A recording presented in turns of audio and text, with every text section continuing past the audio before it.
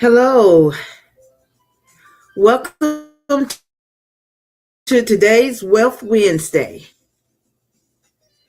where information becomes empowerment and knowledge becomes protection. As you all know, April is Financial Literacy Month, so we are honored to welcome Rachel Kaylie. Rachel is an attorney licensed to practice law in New York, New Jersey, Connecticut, and Washington, D.C. Her primary of practice include bankruptcy, personal injury, and commercial litigation, fields that sit directly at the intersection of financial challenge and financial recovery. Welcome back, Kaylee. And today she will guide us through a critical discussion on the myths about bankruptcy and why it may be your best option.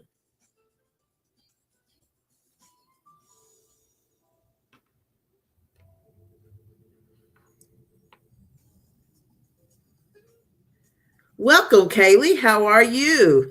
Hi, Janelle. Nice to see you. Thank you. Thank you for having me.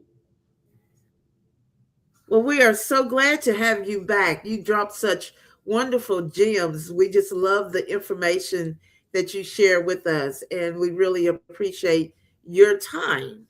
My pleasure. I enjoy it. Thank you.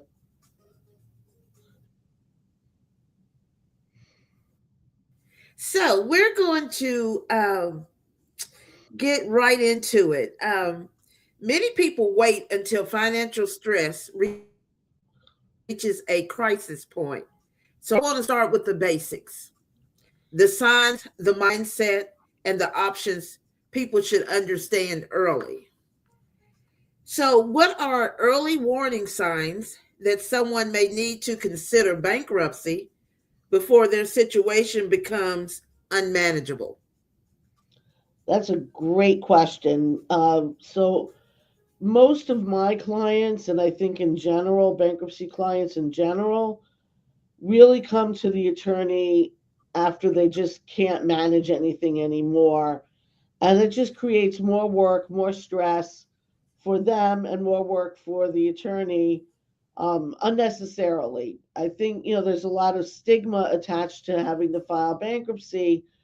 And I think a lot of people are just afraid or embarrassed or scared to admit that they need to file bankruptcy, and they wait until, either their paychecks get garnished or their bank accounts get frozen, and because they didn't want to do anything earlier on.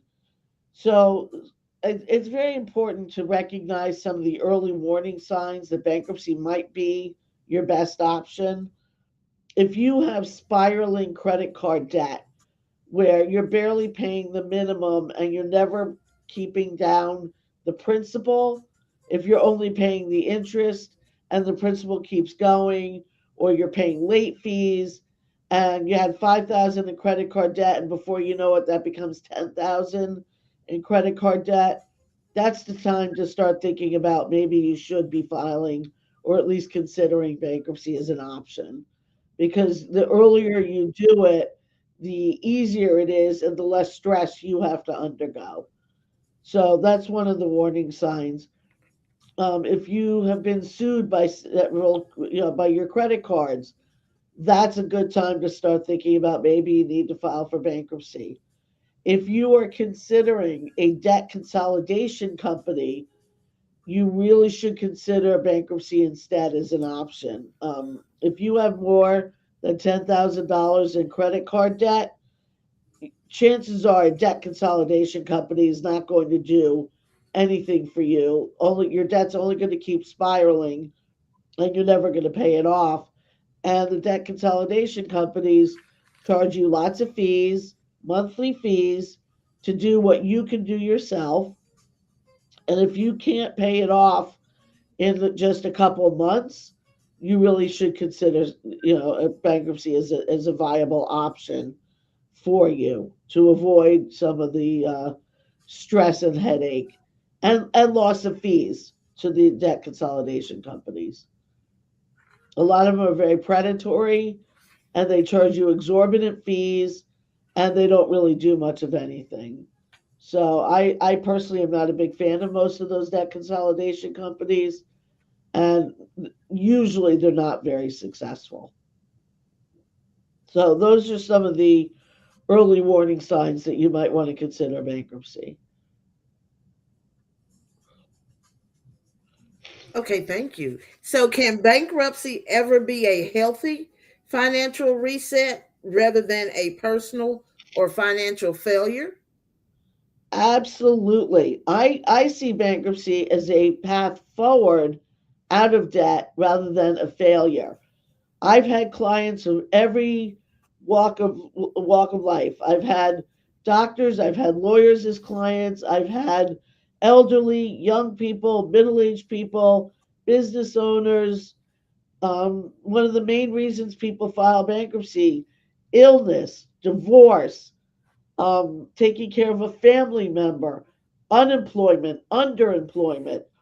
It is not a financial or personal failure. It is a fact of life, and it is a way to get out of crushing debt. It's a way to say, I'm done with the stress. I need this off my back. And it's really the best way forward. So I never, ever see it as a personal or financial failure. Anybody, anybody, and everybody is subject to having to file, some kind of financial crisis for a million different reasons. I had a client one time who house was on, lost everything in a house fire. Things happen. I've had clients with devastating medical illness who made very good salaries and then lost their jobs due to devastating illness. I've had plenty of clients who were victims of fraud and couldn't manage the fraud aspect of it and had to file bankruptcy. I've had people who were cheated and swindled by their own family members who ended up having to file bankruptcy. It happens to everybody, and there really is no shame in any of it. It's just one of those facts of life that you have to get through. But it is a great tool to reset your life, to pivot and move out of the bad situation into a more healthy, positive situation.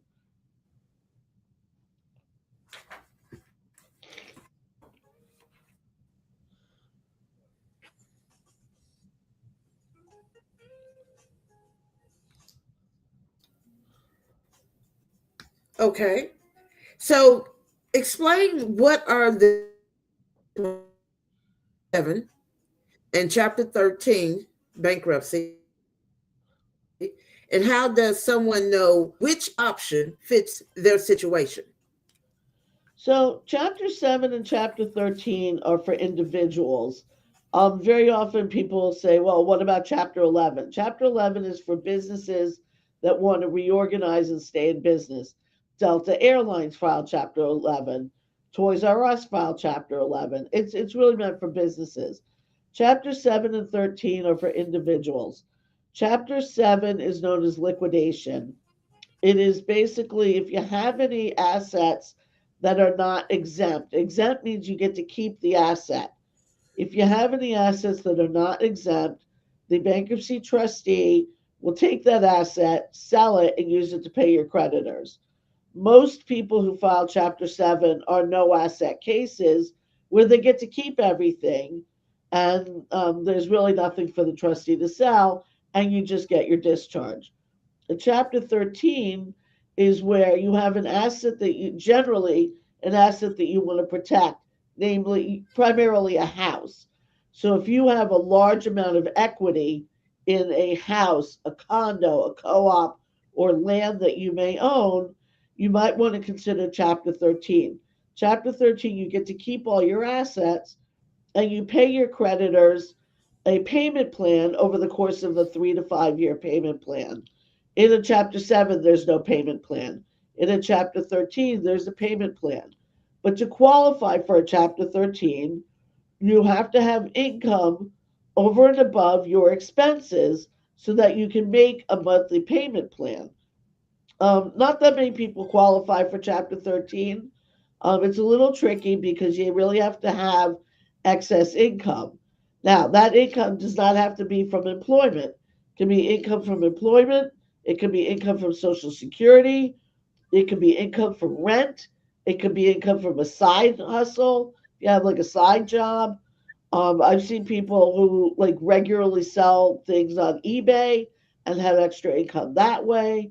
There are various sources of income. It can be child support and alimony, but in order to qualify for a Chapter 13, you have to be able to pay on a monthly payment plan. Now, it might not be 100% on the dollar. It might be that you're paying 50 cents on the dollar, but you have to be able to make a payment plan, and that payment plan has to be approved by the court. So that's the difference. And how do you know which one you fit into?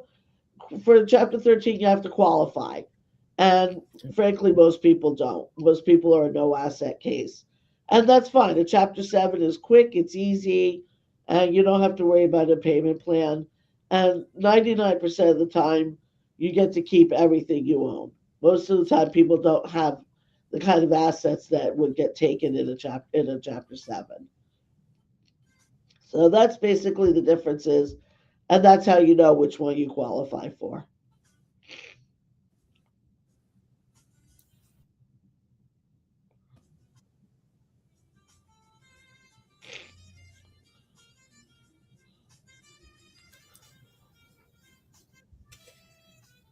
Okay, great. Thank you.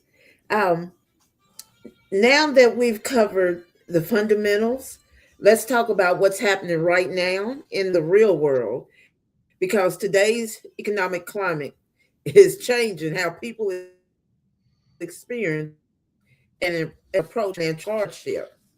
So, with rising inflation, student loans restarting, and increasing consumer debt, are you seeing new types of clients seeking bankruptcy protection today compared to 5 years ago? I absolutely am. That's a really good question. 5 years ago, the bankruptcies were way down compared to now. During the pandemic, I would say from 2020 to 2022, bankruptcies were actually way down. And the reason was because the government was throwing money at people. You got extra, unemployment, 600 a week. You got all kinds of loans and you got all kinds of grants and things like that. And then all of a sudden that came to a stop, and people had to start to repay back some of those loans, cheap government loans, particularly small business owners. And all of a Mhm. sudden they're still struggling and they can't pay back those loans. Those were the Small Business Administration SBA loans, primarily known as the EIDL loan. A lot of my clients recently were small business owners whose businesses struggled and just still went under despite everything. And now the owner is personally responsible for the paying back of the loans and just can't. And those are dischargeable in bankruptcy. So a lot of my clients in the last 2 years have been small business owners who really struggled to keep their businesses open and just could not repay the SBA loans and are getting those discharged. I've also seen a large increase of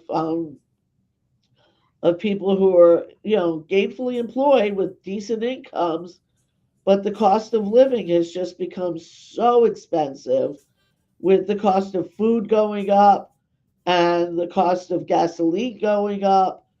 It's just become very difficult. Rents are going up, utilities are going up, and your income is not going up. So if you were making 100,000 a year and you were living pretty comfortably, and all of a sudden you have to pay much more for food, for utilities, for your phone, for gas for your car, or transportation otherwise. All of a sudden that eats into that little bit that you were counting on. And I've seen a large increase in people who either, are not making more money, but their expenses have gone up. I've also seen a large increase in people who became unemployed in the last 6 to 8 months. Unemployment is definitely on the rise, and it has hit certain communities harder than it is in others. It certainly hit certain educational levels differently than others. And to be honest, I think AI is starting to take Hmm. some jobs for people who are like middle level management, and they're losing jobs. And all of a sudden, it becomes very difficult for them to keep up their bills because, they had a nice job with a good income, and all of a sudden they can't pay, their increased expenses because they're getting laid off. AI is taking over a lot of those jobs. And I think in the next few years to come, we're going to see more of that.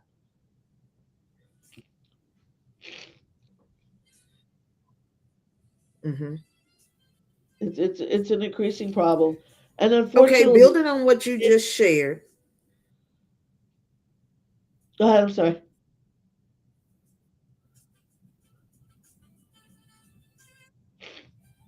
Oh no, you're fine. Go ahead. No, I was just going to say, unfortunately, it has hit certain communities harder than others, and that is often what happens when it comes to economic change. It tends to hit certain communities and certain age groups too. I think it's hit young people. I think a little bit harder than it's hit older people.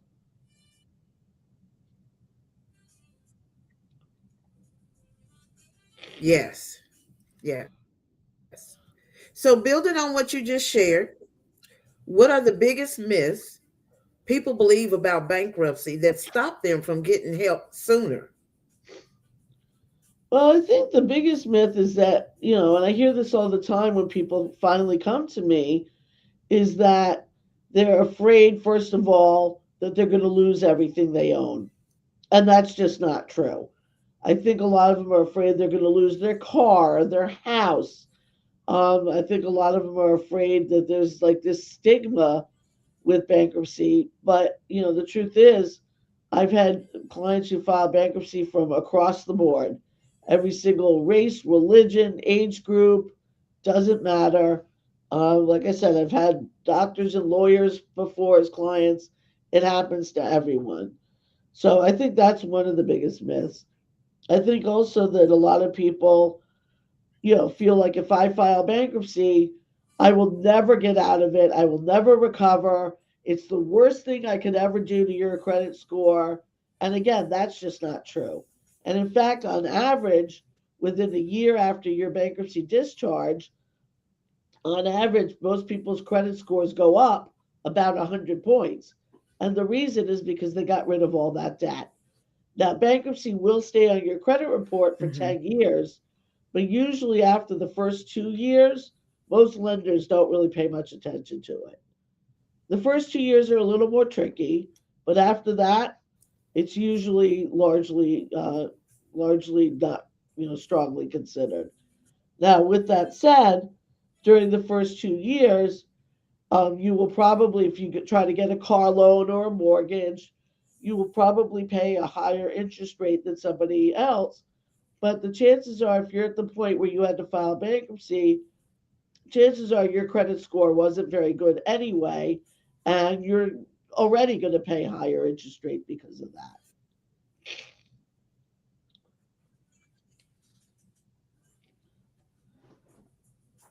Excuse me, 1 second. I'm sorry. 1 second. Okay. That okay. Sorry. A little bit of a head cold. Actually, that leads perfectly into my next question. Many people fear of losing everything, like you just stated. What assets can individuals actually protect or keep when filing bankruptcy? So the biggest fear people have is that they're going to lose their car, their house, their money, and for the most part, that's not true. Now, if you own a home, you can keep in New York up to 205,000 of the equity in your house. And if it's a husband and wife filing, you can keep 410,000 because it's 205,000 per person. So if you own a home, a condo, a co-op, and you have less than 205,000 of equity or approximately 205,000 of equity, you can keep your house. And what you will do is you will just continue to pay your mortgage as you always have, and you will keep your home. Now, if you are way behind on your mortgage and you're already in foreclosure, then a bankruptcy can actually stop the foreclosure, and it's a great tool to use to try to get the bank to consider a loan modification in a process we call loss mitigation. So if you are in foreclosure or already, done with the process of foreclosure, they're about to sell your house, bankruptcy can be a great tool to work with the bank and try to prevent that from happening. In a bankruptcy, you can keep your car.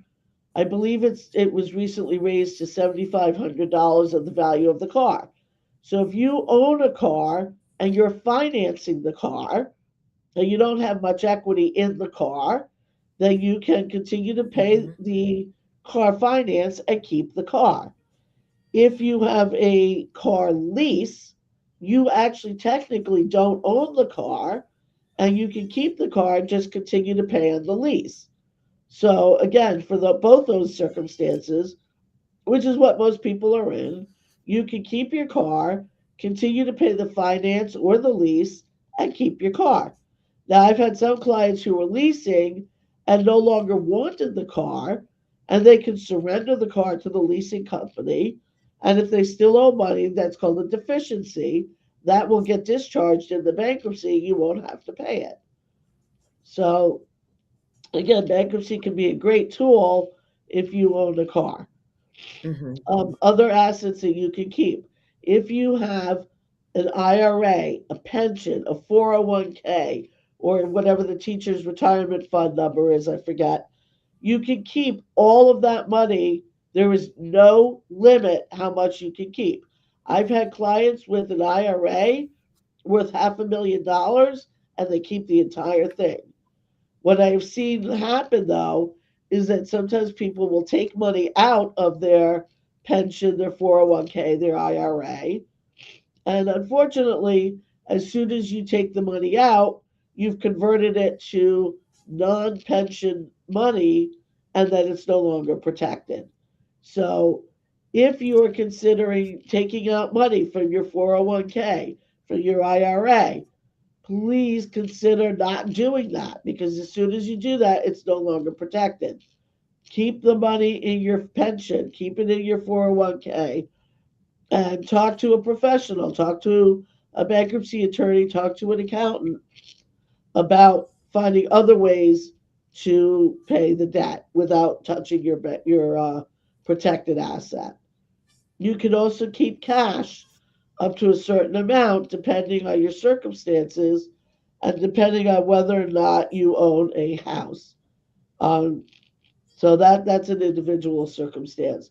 If you have a personal injury case and that's still pending, you can keep up to a certain amount of the personal injury action without some of that money going to pay to your creditors. So if you have a personal injury case, you would need to speak with the bankruptcy attorney, but very likely you will be able to keep most, if not all, of the personal injury settlement. So those are some of the major assets that people, are concerned about. You are allowed to keep jewelry up to a certain value. No, they're not taking your wedding ring. You can keep your furniture. You keep your clothing. Nobody wants your dog or your cat. You can keep certain other assets, everyday assets that people are afraid. Am I going to lose? Are they going to take all my furniture? No, they're not taking your furniture. Are they going to take everything I own and leave me shirtless? No. The point of bankruptcy is to help you move forward, not keep you back. So the bankruptcy laws are pretty liberal about what you can keep in order for you to keep moving forward.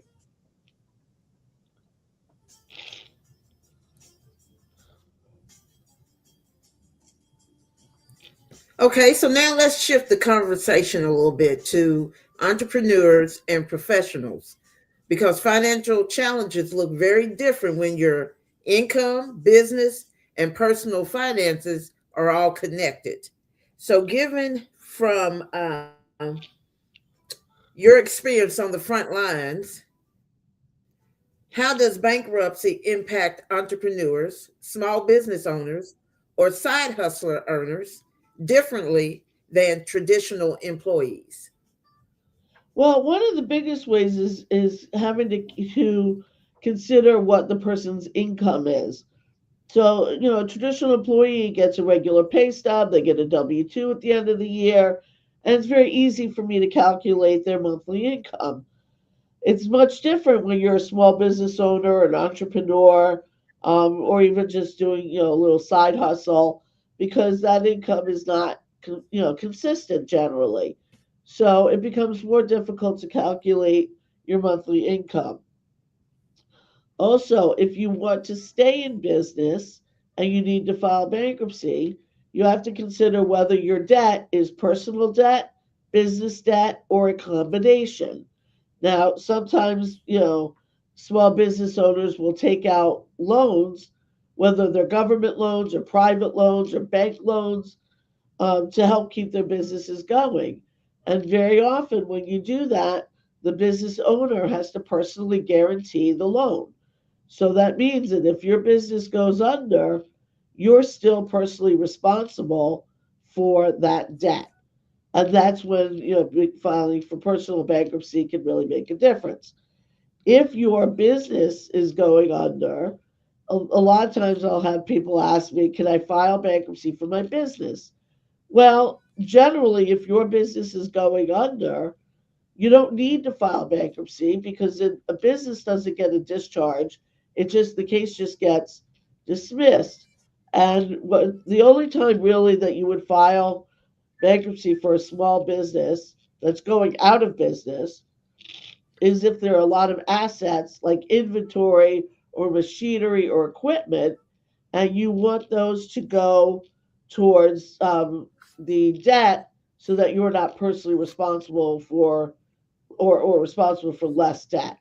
So if your small business is going under and you have significant inventory or assets, machinery, equipment, things like that, then you might want to consider bankruptcy. But if it's a small business that's going under, and it doesn't have any assets, most of the time you just close the business and you don't need to file for bankruptcy. You could just simply close the business. But if the owner, again, is personally responsible for any of that debt, then that personal responsibility, the owner will have to file or find other ways to pay the debt.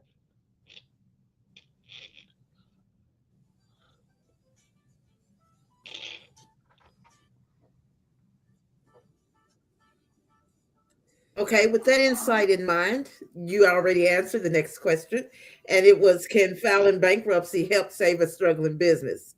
And or is it typically used only after a business Yeah, it's fails? So you typically hit only that after a dead business on fails. in I answering mean, that. Thank you. I've had small businesses file Yeah. Chapter 11, and that, again, that's to stay in business and reorganize. But most of the time it fails, and there's really no point in doing it. Okay. And the next question also, you answered it, but there's a little bit more I want you to deep dive in on. How long does bankruptcy truly affect someone's credit? You answered that.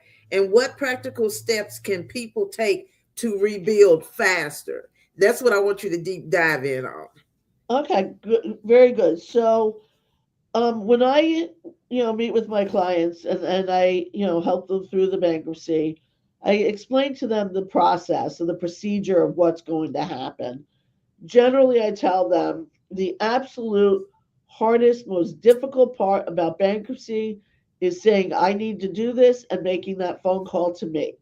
That is the hardest part.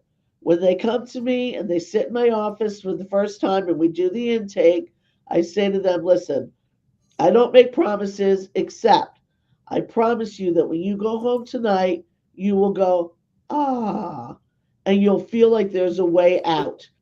And that's true. So the general procedure is I do the intake, I get all the information, I get whatever documents I need, I put it all together, I review it with the client, they sign the petition, I file it with the court. Then we have a meeting about a month later. We have a meeting with the trustee who gets assigned to the case. And then about 2 months after that, they get the discharge. So from the time I file until the discharge is roughly 4 to 5 months. However, then I send my clients, congratulations, you got your discharge, and that's the end of the case. Okay, then what? And then they look at me like, okay, now what do I do?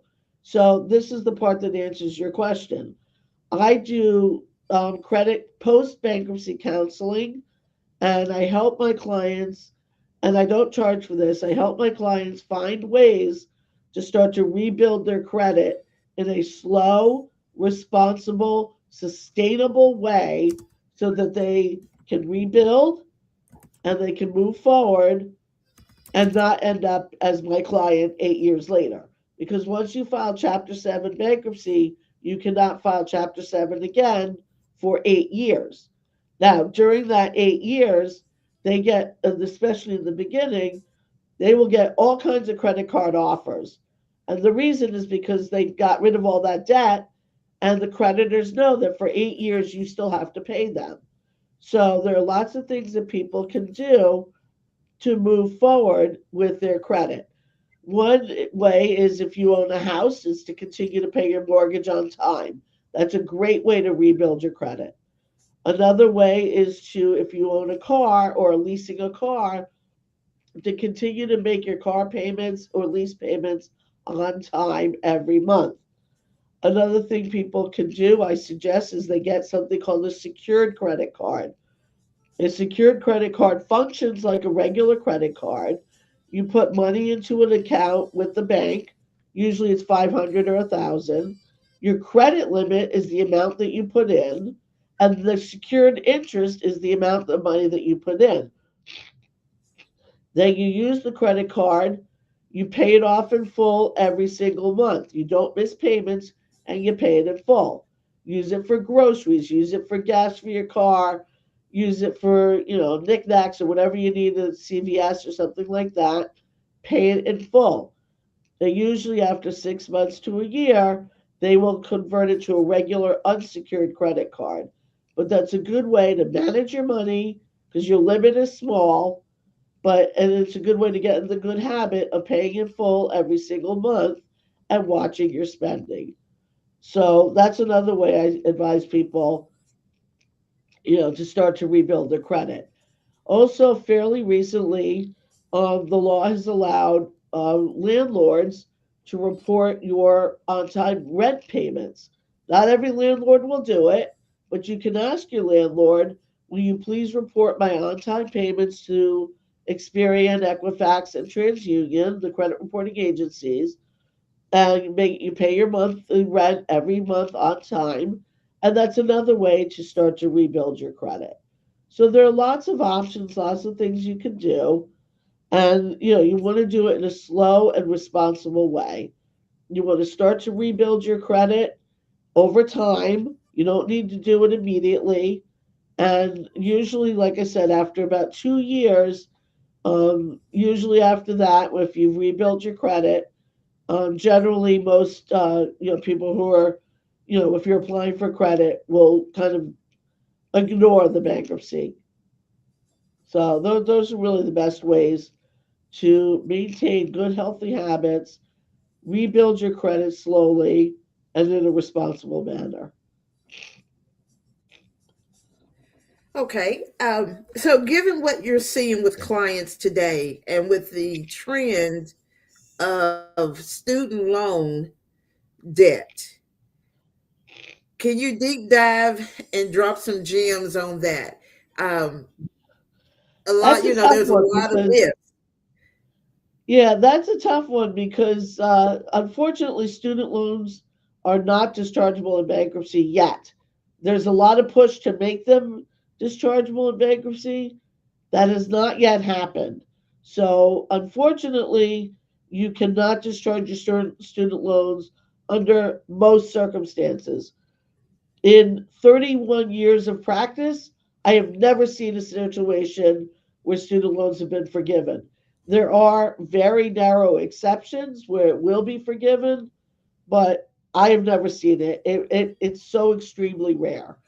So, what I would suggest is if you are struggling with your student loans, give up something else because, or work with the Department of Education to try to consolidate student loans or work out lower monthly payments because bankruptcy will not help you with that. What will help you is filing bankruptcy and getting rid of other debt and then leaving more money available for your student loans. So when you get rid of all the credit card debt Okay. where you're making monthly payments, you know, in bankruptcy, you're going to stop making those monthly payments and you will have extra money to pay your student loans.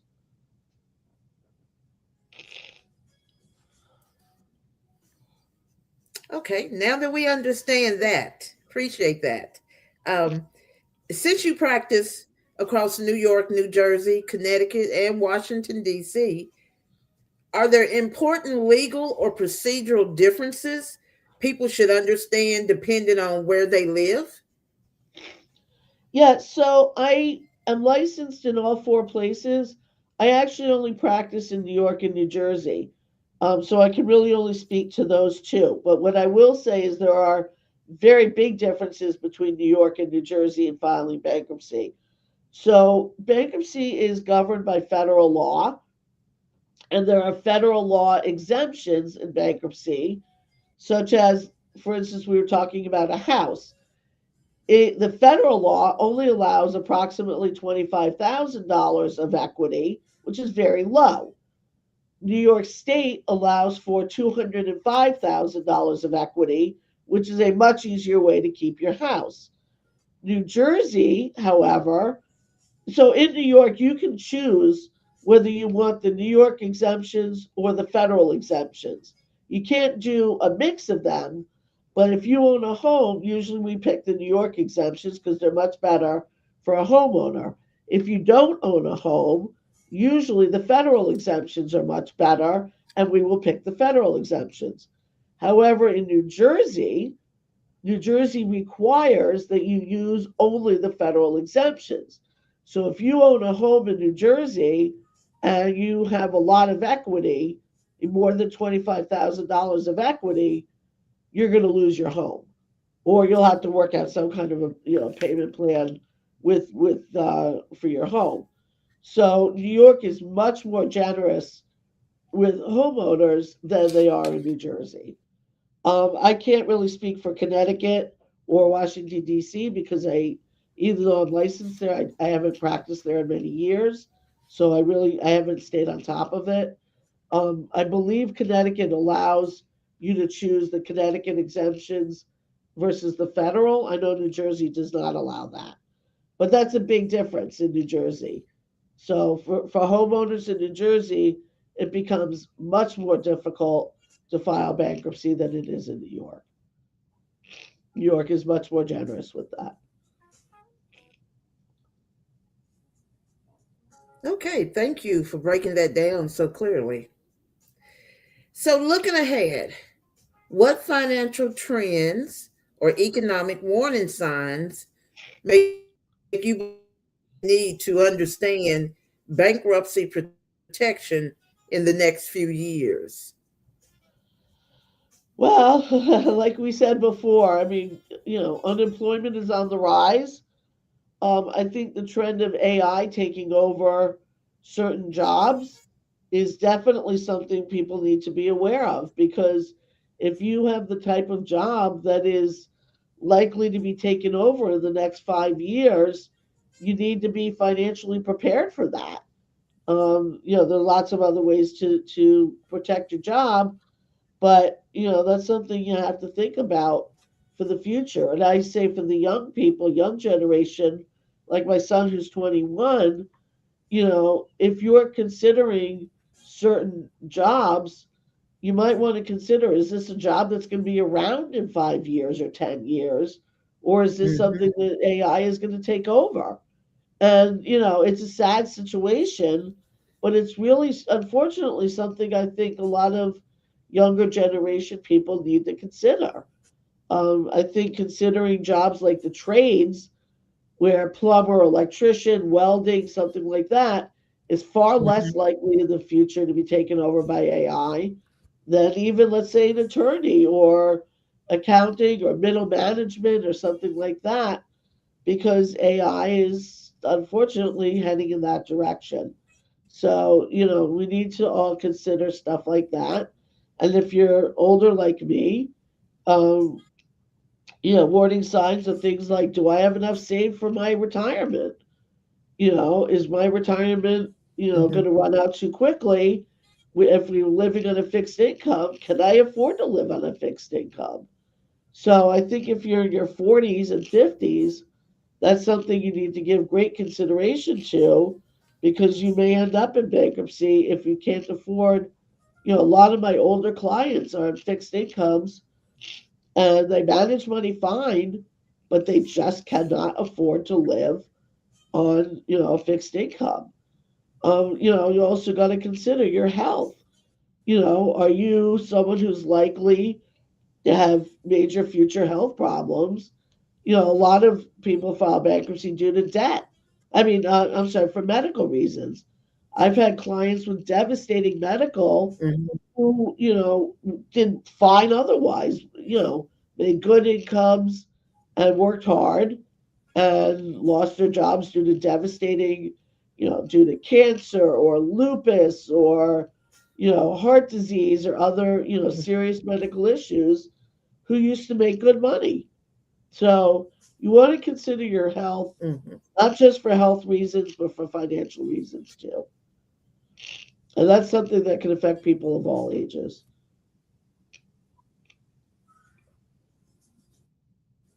Yes. Yes. So to wrap this up, I would like to ask you if listeners remember one thing about bankruptcy after this conversation, and you can deep dive if you would like, what should it be? I think most of all that it should not be looked at as something shameful or a failure, that it should be looked at as a tool, an economic tool to help you get out of debt that for whatever reason you got into, and there's a million reasons people are in debt: divorce, medical, just simply mismanagement, unemployment, underemployment. But it is not shameful. There should not be a stigma to it. It's nothing more than an economic tool, no more than any other economic tool, to help you get out of debt and truly give you a fresh start. I know it's a cliche, but it's true. It really is a way to say, get off my back, debt. I don't need you. I can't deal with you anymore, and move forward and lighten the load. So, if anything, you should know that it's a way to bring you economic relief and a tool to help you move forward. One thing that you had been That started was to great. mention before, that I was wondering if I could touch on briefly, the question of what financial habits do I recommend clients adopt after bankruptcy to avoid repeating the cycle. If I could touch on that just a little bit more, I would, if we have time. Yes. Okay. One of the worst habits I see. Yes. I would Yeah, love. is that okay? If I touch on that briefly, do we have time? Yes. Oh, okay. So one of the worst financial habits I Yes, ma'am. see in people before they file bankruptcy, things like they go to, Starbucks, Starbucks, Starbucks, Starbucks, Starbucks, all down their bank statements. It really adds up a lot. Taking Ubers when you don't need to adds up a lot. Ordering in, ordering out, going out to dinner more often than you can afford, ordering in dinner more than you can afford. It really starts to add up. Keep food in your house. Go to the grocery store, buy food. Don't, cook it yourself. You can really save a lot of money by doing that. I'm also starting to see people doing online gambling. And I've had several clients who've lost a lot of money because of online gambling. And that's money that they needed to live on. Mm, Struggling to pay your rent, but you have money to, do online gambling. Online shopping, it's a dangerous habit.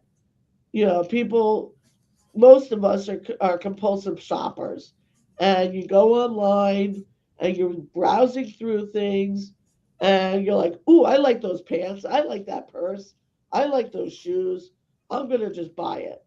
And when you don't really need the shoes, you don't really need the purse, but you see it, it's there, and you want it, you buy it. Stop going online so much and doing online mhm, shopping. That's a big one. People spend way more money than they should on things like that. So online gambling, ordering in, eating out, the cup of coffee at Starbucks for $7 a day.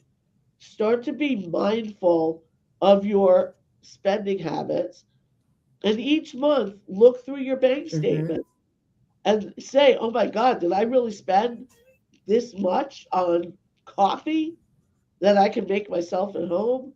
And it becomes eye opening. Most of us do not review our bank statements or our credit card statements because you just don't want to look at it. Who has time? Nobody has interest.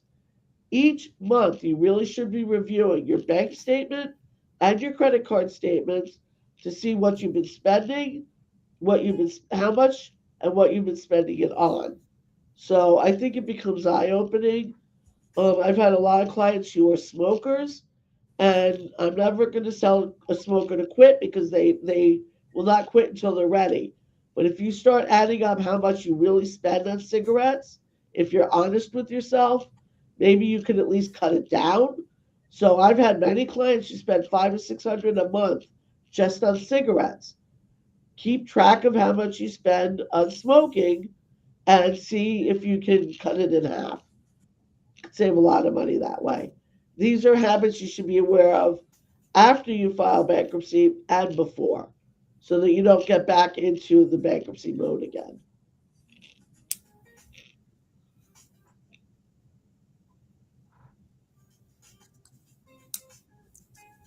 great. Thank you. Yes, those are some excellent good habits to start implementing bankruptcy procedure. Um, Also, Miss Rachel, I would like for you to, if someone was wanting to get in contact with you, to use your services, how could they reach out to you across any social media platforms? Um, Take this time now to uh, give your information. Sure. So my website is www.kaylielaw, KAYLIELAW.com. My website is available in multiple languages. It is also ADA compliant. So if you are hard of seeing, if you have trouble seeing, if you have ADD, if you are prone to seizures, you can click on the handicap website, icon, and it will adjust accordingly. If you speak a different language, you can go on the languages. I think I have something like 30 different languages on my website. It'll translate it instantly. So my website is a good way to go. There's a tab on there you can email me directly and ask, for me to call you. I am on Facebook. My law office, it's Law Offices of Rachel Kaylie. That is on Facebook. You can also email me. The email is rachel@kaylielaw.com. And my phone number is 718-615-9000. If you call, I always answer the phone. If I'm not available to answer, please leave a message and I will always call you back right away. I welcome any questions. I do free consultations. I am located in Brooklyn and Sheepshead Bay, and I have a satellite office in Valley Stream and in Staten Island. So if anybody needs a consultation, please give me a call. I often work late, so I accommodate after hours and on weekends as well. Because I know when you're working, it's very difficult to make an appointment, but I do evening and weekend appointments available as well.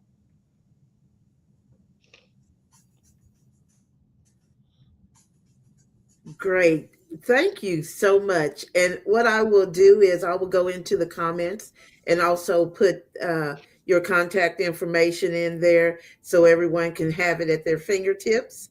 And I'll put your link and your website and everything in there. I I just appreciate want to that. thank you, Thank you. Rachel. I've enjoyed talking, chatting with you. I've And enjoyed I this very much. appreciate Thank you you. breaking down these myths about bankruptcy and why it may Thank be your you. best option, because with the trends that are going on now in our economic arena, everybody needs a little bit of something to just to smooth over this storm we're going through. So Absolutely. I really appreciate you. Absolutely. We're And all in it of together, and course, that's I'll why ask there's no you, shame. feel free to come back again because Absolutely. you've Thank got you so so much much good for having information me. that we can give out to other people. Any last words? Just if you're considering bankruptcy and you just have a simple question, please feel free to call me. If there's no harm, no fee, I'd be happy to speak to you. All right. Thank you, Miss Rachel. We appreciate you. Also, I would like to thank JNYC and also their production team for allowing us this opportunity to get this information out to people. As we are closing out, because I know the time is near, and I just want to say we are gearing up for an unforgettable Juneteenth celebration. And we're looking for talented performers to take the stage. This is your moment to shine, share your voice, and celebrate cultural freedom and creativity with an amazing community. We're welcoming singers, dancers, spoken word artists, musicians, cultural performers. Juneteenth is more than a celebration, it's a powerful reminder of history, resilience, and expression. If you have a talent and a passion to perform, we want you to be part of this special event. Don't miss your chance to be featured. So sign up now, apply today, and let's honor the past, celebrate the present, and create something unforgettable together. Please visit our website, and I will give this to you, and I also will put it in the comments.